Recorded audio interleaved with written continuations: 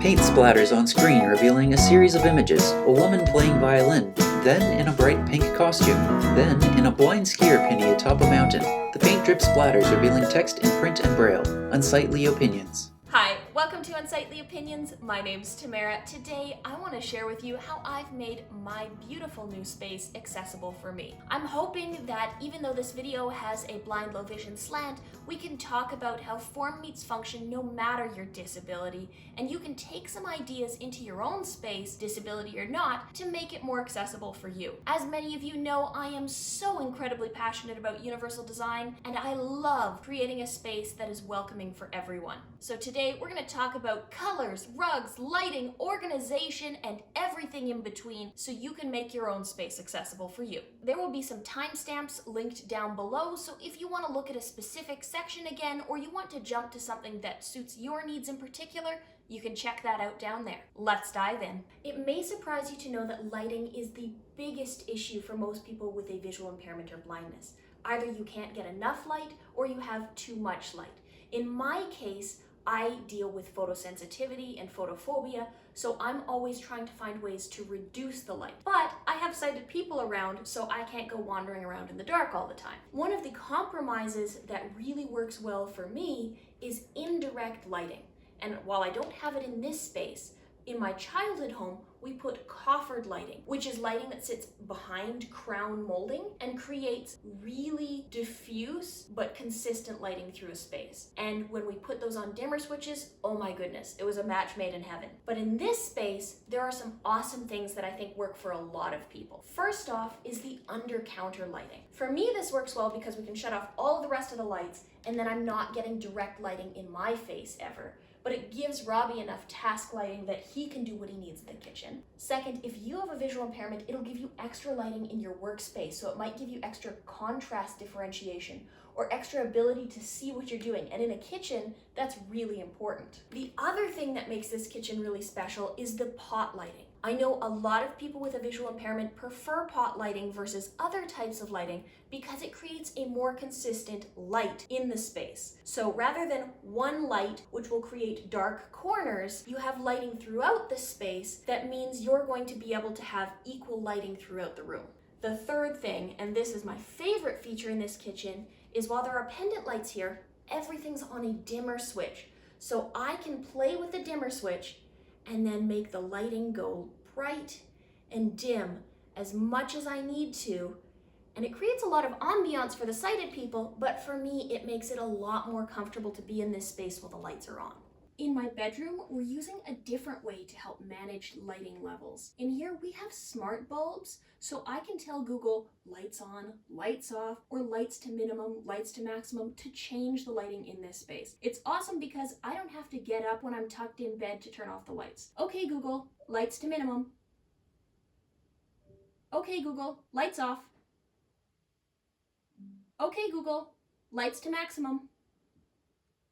So if you're somebody who has a visual impairment that requires a lot of lighting, putting smart lighting in that you can ask to turn on your lights prevents you from bumping around in the dark or not being able to use as much of your vision as possible when you need to navigate your space. But it works really well to do hands-free lighting. The other thing you might want to consider in your space is the use of blackout or semi-transparent blinds. For many people, you want the light to come through your windows, but you want to reduce the amount of glare. So a semi-transparent blind might help do that. Whereas for me, I try and block as much light as possible. So we've put blackout curtains in the bedroom especially to make sure that no light is getting in. So if I have a migraine, I can be in complete pitch blackness. And that works really well for me. Let's move on. I chose this bedroom to be my office because it had the same features as the bedroom. It has blackout curtains so I can really manage the lighting as much as I need to and work in pitch darkness if I want to. But if I want a little bit of light, it also has dimmer switches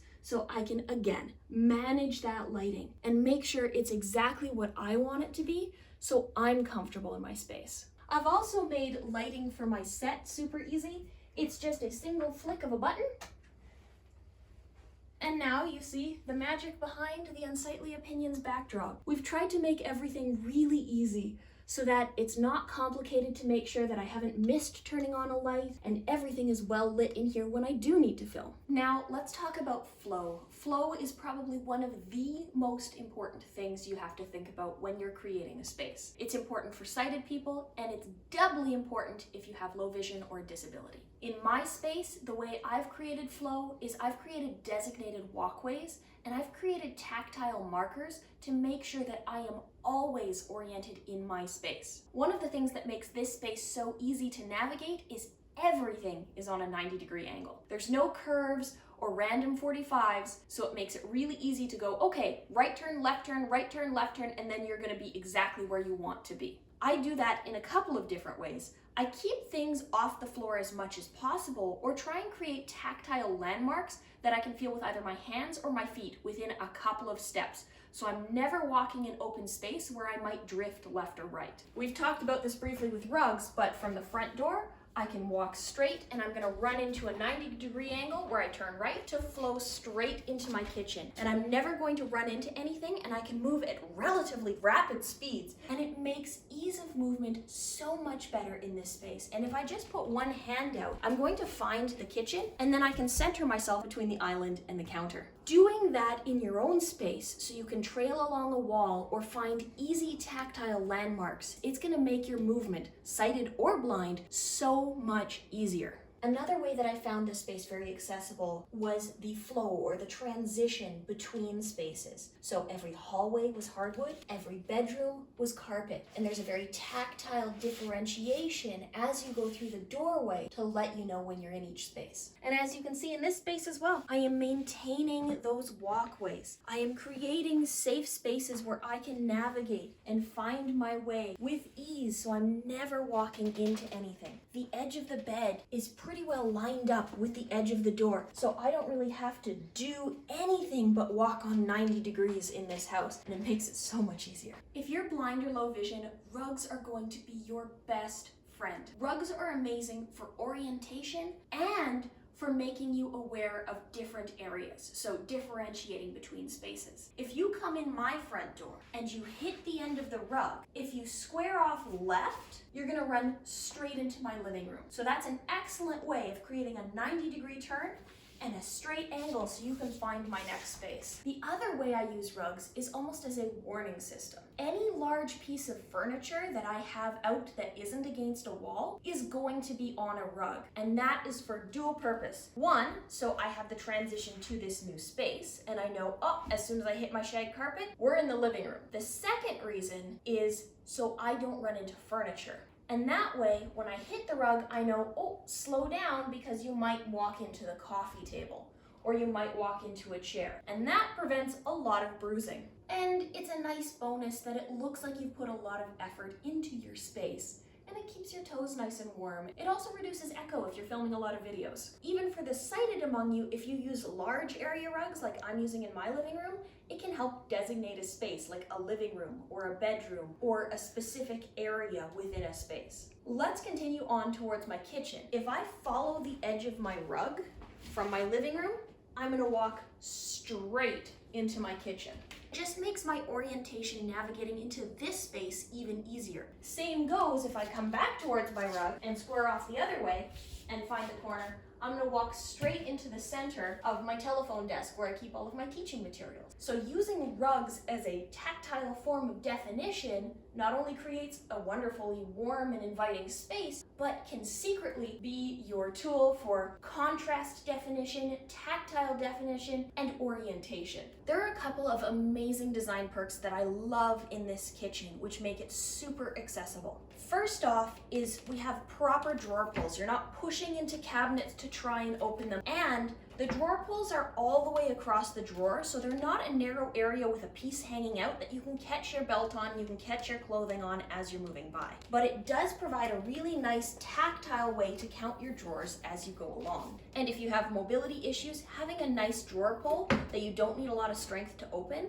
makes a lot of sense. The second thing that really works from a blindness perspective is the drawer organizers. I love drawer organizers. If you've seen my other video on organization, you know how anal I am about keeping things where they go. This kitchen has drawer organizers built into just about every drawer, which makes it so much easier to keep track of where things are without accidentally touching something that you don't want to touch. And you can easily find what you need to quickly because it's more than just a cutlery organizer. I can organize all of my kitchen implements and find them quickly. The other conscious decision I made in this kitchen was to try and keep absolutely as much off of the counter surfaces as possible. And if I was going to keep something on the counter, I'm going to push it all the way to the back and make sure it has a heavy base. So if I come along and touch it, I'm not going to knock things over. Beside my stove, I have a really heavy stone pot to hold all of my cutlery implements that I can feel around in as much as I want, and I'm never going to knock it over. And then the things that I use every single day, like my toaster, are pushed all the way to the back, so I can easily access it, but I have all of the open counter space. If I'm just trailing the edge of my counters, I'm never going to run into something or knock something over as I'm moving through my space. In my cupboards, it's no exception. I'm using drawer organizers in here as well. I try and separate all of my food items by type, and I have it labeled in both print and braille. And that way, I'm never reaching or digging into my counters. Everything that I need to access is right at the front, and I never have to guess at what I'm reaching for. It may surprise you to know that most appliances are not accessible for people who are blind or low vision. So I do a couple of different things to make things work for me. One, if I'm ever looking to purchase somewhere, I make sure that the appliances that are there do not have touch screens. The second thing is I like to make sure that I am going to be able to access every button or setting that I want to on that appliance without needing to go through a bunch of menus or memorize anything. This stove works for me, and while it has no tactile differentiation for where any of the buttons are, I put on some braille stickers, and I know a lot of people use bump-ons or furniture bumpers to mark specific locations on their stove, microwave, or other appliance to make sure that they're able to use each setting or button independently. For this one, I love that I can individually feel for the numbers 1, 2, 3, 4, 5, 6 and type in my own temperature on my oven. That makes a huge difference. The other thing that I love about this space is the hob itself is a gas stove. So it makes it really easy to center pots and pans, unlike a glass top stove, which makes it a lot more complicated. But I've talked about that in another video too, as to how I make sure that that works, even if you don't have a gas stove.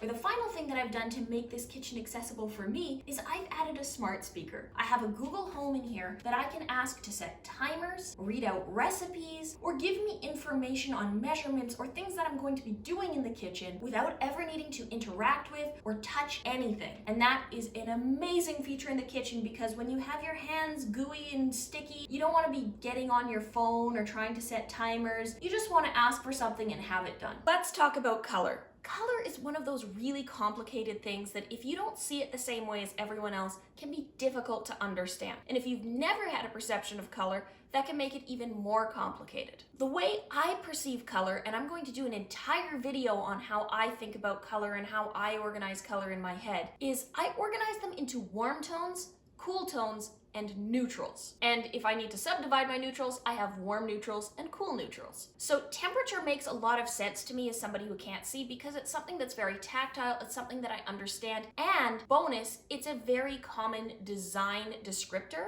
So if you're talking to an interior designer or you're talking to a layperson and you ask them, is this more warm toned or cool toned? They're probably going to be able to tell you. The way I organize the rainbow in warm tones and cool tones, you have your reds, your oranges, and your yellows as warm tones. And I usually include pink as a warm tone as well. In your cool tones, you have your greens, your blues, and your purples, but I know purple can go both ways into warm and cool depending on what it's paired with. But I consider it to be a cool tone. Then you have your neutrals, and your neutrals are going to be things that you're going to see usually in nature. Your whites, your blacks, your grays, your browns, and your beiges. And I'll group those into warm and cool tones depending on what's in the space. There are some subtle tones that can go both ways into warm or cool tone, and that just makes them versatile. So you can pair them with more warm tone things, and you can pair them with more cool toned things. When I go into a space, one of my first questions is what color are the walls? And are they warm toned or cool toned? I don't really care the specific color of the wall. I just want to know, is what I'm going to be putting in the space more warms, or is what I'm going to be putting in the space more cools? This space is relatively versatile in terms of its color palette because I have a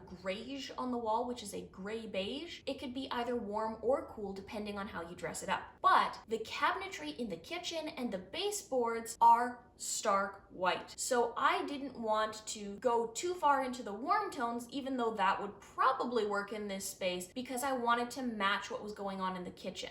When I started thinking about this space and I started trying to decide how to decorate and how to make it work, the first thought I had was, should I go with black furniture or white furniture? Both are incredibly neutral and would work in this space. The only reason I went for white furniture is I thought it would tie well with the cabinets, and I thought that because this space is not huge, it would probably lift the space and make it feel brighter than if I brought a bunch of dark furniture in. When I am working on a space, I will pick one neutral and one accent color, and I will bring that through the entire space. And for most people, that might be really boring, but for me, because I don't see color the same way everyone else does, it's an easy way for me to look coordinated without a lot of effort. So, for example, in my living room, I have a white coffee table with gray and purple accents. My couch is purple with white throw cushions. My chairs are white with purple throw cushions. So it looks like I've coordinated and it's really complicated, but it's not. And the way I've made it look like I've put a lot of effort in is through textures, but we'll talk about that in a minute. Now, I want to talk about how color can be used for accessibility reasons. I don't have enough vision for this to work for me, but if you have some vision, using contrasting furniture pieces or contrasting rugs or things that are going to stand out to you in the space is going to make it a lot easier to navigate. For example, if you have dark floors and a light rug, that's going to help orient you in space really easily, even if you have low vision. Same goes with if you have shadow perception or you have shape perception, having a big dark piece of furniture on a light ground surface is going to stand out for you. So if contrast is something that you're going for, try and bring that into your design. And in this space, we've used a light rug on dark flooring. So if somebody is visually impaired coming into this space, they're probably gonna have an easy time knowing where the living room starts because I have that very contrasty differentiation between the entranceway and the living room. Oh, and one more pro tip, if you're looking for new furniture pieces or you're trying to redecorate, you don't have to replace your furniture every time. When we moved into this space, I thought I was going to have to get new chairs, but turns out you can get really inexpensive chair covers and sofa covers, and that's going to change the feel and the color of your entire space for just a few dollars, rather than spending hundreds and hundreds of dollars on new pieces of furniture every time. Texture is probably one of my biggest joys when it comes to design.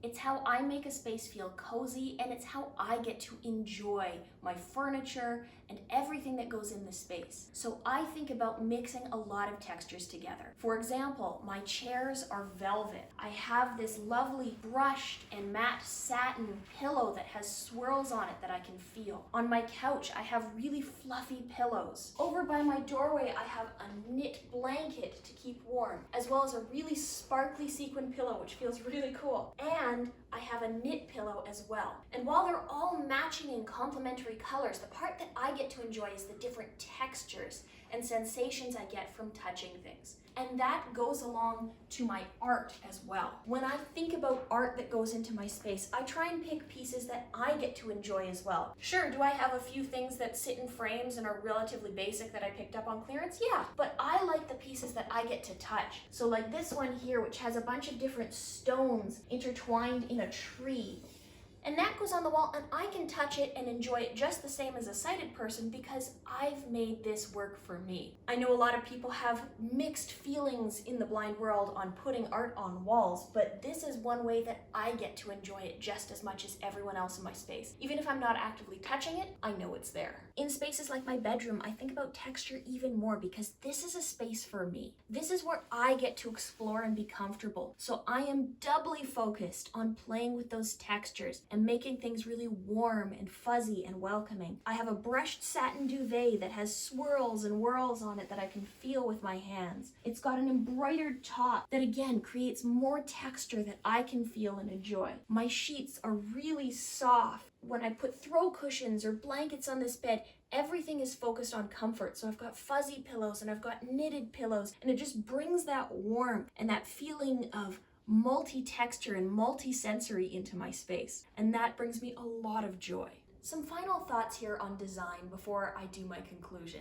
There is no such thing as perfect design, and there is no shame in asking for help. The only person that has to be happy with your space is you, because you're the one who's living in it. It doesn't have to match anyone else's style, and it doesn't have to be reflective of societal norms of what style is supposed to be. You are allowed to express yourself in whatever way suits you best. My style is more minimalist and highly textured. Yours might be more maximalist than mine, but I am minimalist because it helps me navigate my space safely. That might not work for you. So take what I've said with a grain of salt and go and explore. If you have trouble with matching things, absolutely ask a sighted person for help. And if you don't have a sighted person available, call somebody on Be My Eyes, call somebody on Aria, and ask them if something matches with something else. There is, again, no shame in asking for help. And if you don't know what works and what doesn't work in a space, my suggestion is watch a ton of YouTube design tutorials. Watch a lot of interior design specialists talk about what works and what doesn't work in a space, and what you're supposed to do and what you're not supposed to do. That's how I learned. I learned by asking people, by talking to people who I trusted their design and intuition, and by watching those tutorials and learning little tips and tricks from each one, like you want to hang your curtains closest to the ceiling to prevent light coming in, and it makes your walls look taller. Or you want to make sure that your rugs are larger than all of the furniture that's going to be sitting on them, because if it doesn't, it makes the space look smaller. But for me, it makes the transitions easier and I'm never going to run into furniture. So in my case, that's a dual purpose win. I want to hear your favorite design hacks down below. Is there anything I didn't mention? Because goodness knows this list is not exhaustive and everybody has a different idea of what works well for them. If you've made it this far, thank you so much for watching this video. If you'd like to, please consider supporting the channel by liking, commenting, subscribing, engaging on here or on any of my other social media platforms. But that's all I have for you today. I hope you enjoyed this video and I'll see you next time. Bye for now.